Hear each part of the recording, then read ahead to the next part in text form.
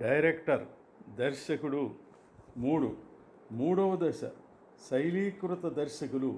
Phase 3 the stylizing directors. వాస్తవికతావాదము దర్శకత్వము నుంచి నేటి కాలపు పరిపూర్ణ దర్శకుడిగా శక్తివంతముగా మరియు గుర్తింపు పొందినట్లుగా 3వ దశలో చేరుకోవటం జరిగింది. నేటి దర్శకులు అవాస్తవికవాదులైన నాన్ రియలిస్టిక్ రచయితలతో వాస్తవికవాదం మీద తిరుగుబాటు చేసిన దర్శకులు కలిశారు. వాస్తవికవాదమునకు వ్యతిరేకముగా నేటి ఆధునిక నాటకాలు సృష్టించారు. వీరి శక్తి ఇంకా పెరుగుతున్నది. వారు ముఖ్యంగా దర్శకత్వంలో కోరుకునేది అసలైన నూతన సృష్టి, నాటకీకరణ మరియు శైలి.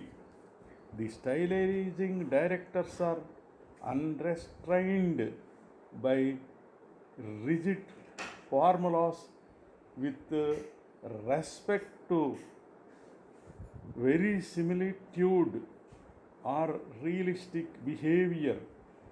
Their goal is to create sheer theatrical brilliance, beauty and excitement, and to lead their collaborators in explorations of pure theatre and pure theatrical imagination.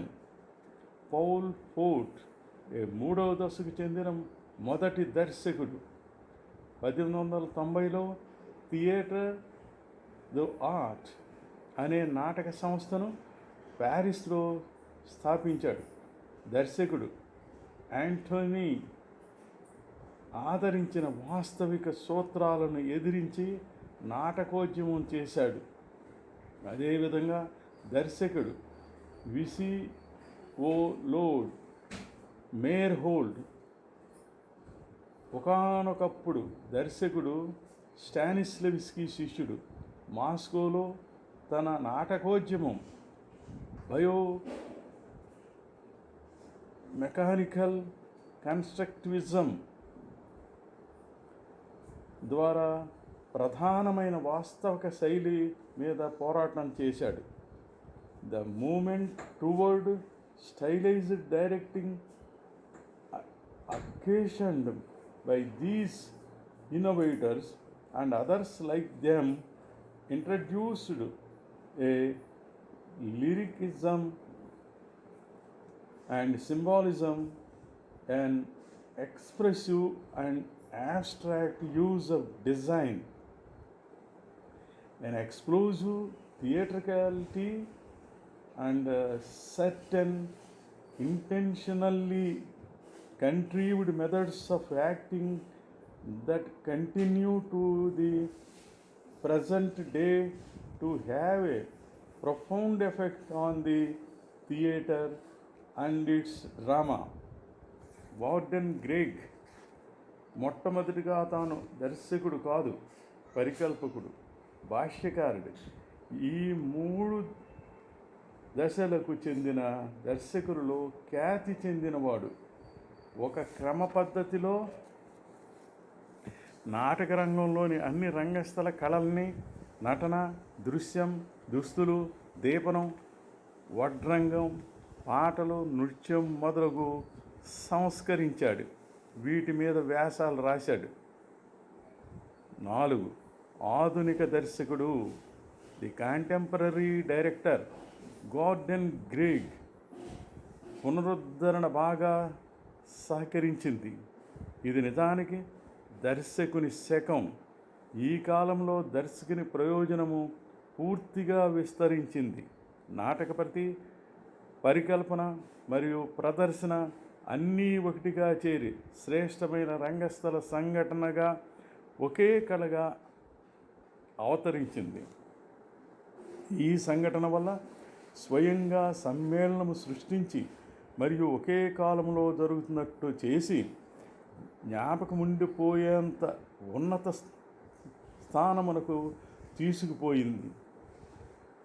రంగస్థల పట్టిన పట్టు విడవకుండా ఒకే కాలంలో జ్ఞానేంద్రియాల ద్వారా తెలుసుకుని అభిప్రాయాలు ఏర్పడేటట్లుగా సమాచారం అందిస్తుంది. దర్శకుడు ముందుగా తాను చైతన్యవంతమై ఈ ఏకకాలంలో జరిగే పనికి హామీ ఇస్తాడు. దర్శకత్వం అనేది టీచింగ్ నుంచి పూర్తిగా మారిపోయి ఈ దశకు వచ్చింది. అభిప్రాయాలను పురుగొల్పటం, అద్భుతాలను సృష్టించడం జరిగి ఇదే సరైనదిగా నేడు నిలిచింది. చిత్రకారుడు వల్లనే దర్శకుని ఎదురుగా ఖాళీ క్యాన్వాస్ ఉంది. తన చేతిలో రంగుల ప్లేట్లు ఉంది. సాంప్రదాయమైన లోకరూఢి లేక నాటక సంకేతములు పాతవి, కొత్తవి కూడా అందుబాటులో ఉన్నాయి. కొత్త ఫలితాలను, అద్భుతాలను సాధించడం అతని పనే. నేటి ఆధునిక నాటక రంగం షేక్స్పియర్ని ఆధునిక దుస్తులలో అనుమతిస్తుంది. గ్రీక్ విషాదాంత నాటకాన్ని కబూకీగా దృశ్యమానం చేయవచ్చును. దేనినైనా వైవిధ్యంగా మార్పులు చేసుకోవచ్చును. అంతటి దర్శకత్వపు అవకాశములు నాటక రంగంలో చోటు చేసుకున్నాయి. నాటక రంగం దృక్పథంలో ప్రశ్నలకు వెంటనే సమాధానాలు చెప్పవలసిన పని లేదు. ఒక శైలిని అనుసరించవలసిన అవసరం లేదు. అర్థం, ఇంటర్ప్రిటేషన్ ఒకేలా ఊహించుకోనవసరం లేదు. అంతెందుకు, మనిషి స్వేచ్ఛగా ఉండాలనుకుంటాడు. అందుకే దర్శకుని ఇష్టం.